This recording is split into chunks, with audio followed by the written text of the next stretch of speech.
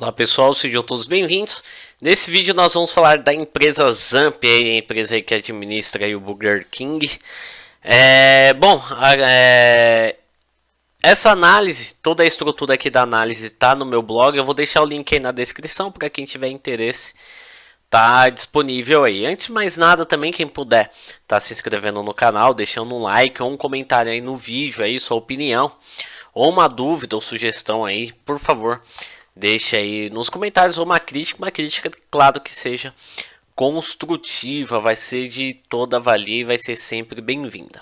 Bom, vou falar primeiro aqui do patrimônio. Eu esbocei aqui o balanço patrimonial através de gráficos, que é dividido no ativo total, que são os bens e direitos da empresa, o passivo total, que são as obrigações que ela tem a pagar, e o patrimônio líquido, que é o capital investido pelos sócios e acionistas, e quando a empresa ela lucra, onde é reinvestido uma parte desse lucro aí, visando o crescimento da empresa. Analisando aqui o balanço patrimonial da empresa, a gente consegue analisar que a empresa, em nível financeiro, ela tem bem mais ativos, ou seja, bens e direitos a receber do que obrigações a pagar, que é essa linha laranja aqui. E se a gente comparar o volume financeiro em relação ao passivo da empresa, é bem superior, ou seja, essa diferença é muito grande. Olhando outro aspecto aqui também, comparando o passivo com o patrimônio líquido, a gente consegue verificar também que a diferença é pouca. Hoje a empresa, a partir aí de 2020, ela está sendo mais financiada com recursos de terceiros do que com recursos próprios. Mas essa diferença não está muito grande. Mas seguindo a tendência que essa diferença vem aumentando, período pós período, vem aumentando o volume financeiro de obrigações a pagar em relação ao patrimônio líquido. Vamos verificar se a diferença reduz, que o ideal é sempre que a empresa seja mais financiada com recursos próprios do que com recursos de terceiros, mas quando isso ocorre, que essa diferença não seja tão grande. Por enquanto essa diferença não está sendo tão grande, mas olhando aqui a tendência, segundo o gráfico, é que essa diferença aumente e que não é o cenário ideal. Bom, vamos falar um pouquinho do caixa da empresa. A caixa da empresa tem muita variação, não tem nenhuma definição, não tem nenhum volume definido. O ideal é sempre que quando a empresa tenha um volume de caixa legal aí, porque assim ela depende menos de recursos de terceiros e tenha recursos próprios para poder financiar as suas operações. Ela tem um volume aqui até que razoável, não mantém uma tendência com muito altos e baixos. Bom, a gente tem contas a receber da empresa. Isso aqui são as vendas a prazo que a empresa faz, né? Então eu analisei o balanço patrimonial, só tem contas a receber no curto prazo, não tem a longo prazo. Então isso aqui é uma projeção de caixa. Isso aqui a empresa pode fazer uma projeção de caixa aí no período de curto prazo, dentro de 12 meses, e tá no todo aqui tá numa tendência de alta e teve uma maior inclinação aqui a partir de 2021. Então a projeção de geração de caixa aí no curto prazo, principalmente a partir de 2021, vem numa tendência de alta. Vamos falar um pouquinho do passivo, que são as obrigações que a empresa tem a pagar com terceiros. Eu dimensionei aqui, dividir o passivo em circulante e não circulante. Passivo circulante são as obrigações que ela tem que pagar dentro do período contábil, geralmente que é 12 meses. E o não circulante são as obrigações que a empresa tem que pagar além do período contábil, que é acima de 12 meses, geralmente. E a gente consegue verificar aqui que a maior parte das obrigações que a empresa tem a pagar está no longo prazo, que é essa linha laranja aqui. E o menor volume financeiro das dívidas da empresa está a curto prazo. Analisando a questão de gestão de fluxos de caixa, isso aqui é o cenário ideal. O ideal sempre que as obrigações da empresa sejam alocadas a longo prazo, assim a empresa tem tempo suficiente de receber de seus clientes, gerar caixa, gerar seu estoque, gerar seus produtos, ganhando dinheiro para assim honrar seus compromissos com tranquilidade. Analisando contas a receber daqui, pelo menos a gestão de vendas da empresa aqui tá legal. Tem uma projeção de geração de caixa aí legal aí no período de curto prazo, que está bem alinhado aí com o passivo. Bom, eu esbocei aqui através do gráfico de pizza como que tá desmembrado o passivo circulante. Peguei o passivo circulante e abri quais são as contas com maior representatividade. 19% aqui, que é um volume considerável, são obrigações sociais e trabalhistas, ou seja, folha de pagamento, INSS, FGTS. 27% são compromissos com fornecedores, 3% aí são obrigações fiscais, 25% são empréstimos e financiamentos. Outro volume considerável é 26%, que são os outros. Esses outros geralmente são dividendos a pagar, adiantamento de clientes, que na contabilidade fica no passivo, que é um dinheiro que a empresa já recebeu, mas ainda não houve emissão de nota, houve um adiantamento, então ele fica ali no passivo, então não é uma dívida de fato da empresa.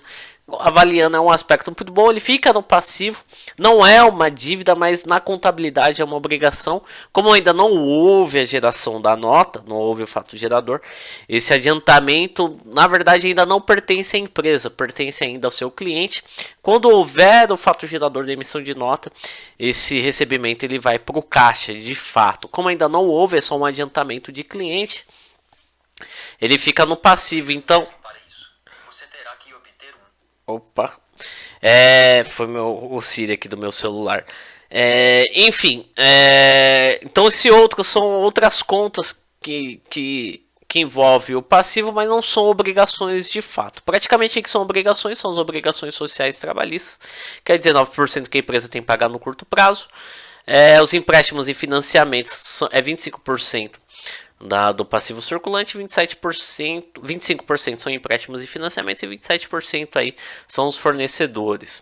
Bom, explodir aqui o passivo não circulante, 51% aí são empréstimos e financiamentos a longo prazo e 45% são outros. Novamente, envolve aí dividendos a pagar, adiantamentos de clientes. Tem alguns tributos diferidos aqui também, que está na linha, que tem uma porcentagem de 3%, não é tão considerável assim, mas a maior parte aí do que está alocado a longo prazo, que é obrigação de fato mesmo, são os empréstimos e financiamentos, que está alocado a longo prazo, que tem um volume considerável, tem uma representatividade forte aí no passivo.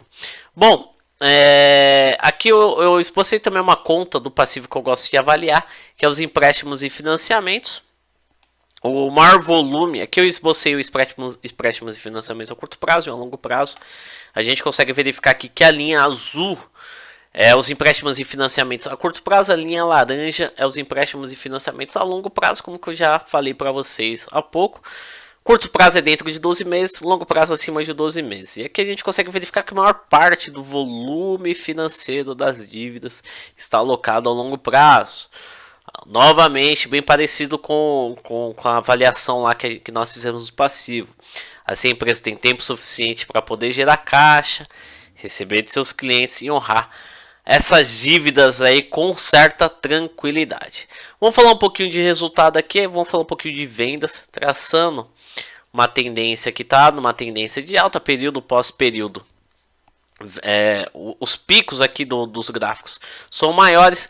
Teve uma correção aqui a partir desse período, teve uma queda do volume de vendas aí em 2020 por questão da pandemia. Teve o fechamento dos shoppings aí, então houve uma queda das vendas na empresa. A empresa começou a se adaptar ao novo mundo aí da pandemia. Ela começou a investir em questão de delivery, voltou a ter receita, teve algumas correções, passou por algumas dificuldades. Mas vem se recuperando aí nos últimos trimestres. Vamos verificar aí se nos próximos períodos continua a recuperação. Bom, vamos falar um pouquinho do resultado bruto. É a primeira apuração de lucro no DRE, que é o demonstrativo do resultado do exercício. Avaliamos que também está numa tendência de alta. Sofreu no período de pandemia aqui, que fica praticamente nesse período do gráfico. Mas num todo aqui vem numa tendência de alta, claro, salvo o período de pandemia. E ela apresentou uma recuperação, e um período que nós analisamos aqui, ela sempre foi lucrativa em relação ao resultado bruto. Falando um pouquinho do resultado operacional da empresa, a gente consegue analisar aqui que a empresa de 2017 a 2019 ela teve estava lucrando em relação ao resultado operacional. Veio a pandemia, sofreu muito a empresa, sofreu um prejuízo forte aqui. com alguns investimentos, né, para poder se reestruturar. Muitas empresas tiveram um alto investimento para poder se reestruturar a pandemia, né? E voltando a lucrar aí nesse período pós-pandemia, nesse período de pós-recuperação do momento difícil dentro da pandemia na economia de fato. Apresenta uma recuperação. Em 2022 ele teve uma correção, um pequeno prejuízo. No segundo trimestre teve uma leve alta, voltando ao patamar zero aqui. Praticamente a empresa em resultado operacional não está nem lucrando e não está nem tendo prejuízo ali, está neutra. Bom, a gente tem o lucro e prejuízo do período aqui, o resultado do período de fato. A gente pega todas as receitas, menos todas as despesas, verifica a empresa no final se ela foi lucrativa ou não. A empresa já não teve um lucro alto entre 2017 e 2019, 2018 até que foi bom aqui para a empresa, entre o terceiro e o quarto trimestre. Teve um prejuízo forte no período da pandemia, a empresa sofreu bastante, começou a apresentar uma recuperação em 2021 e teve um pequeno prejuízo em 2022, vamos verificar isso nos próximos trimestres. A empresa vai se recuperar. Bom, aqui está as fontes de onde eu retiro as informações do site Fundamentos e do próprio site da RI da empresa. Lembrando que as informações estão aqui no meu blog, eu vou deixar o link aí na descrição para quem quiser avaliar aí a análise. Bom, pessoal, espero que vocês tenham gostado. Um grande abraço, sucesso a todos, até os próximos vídeos.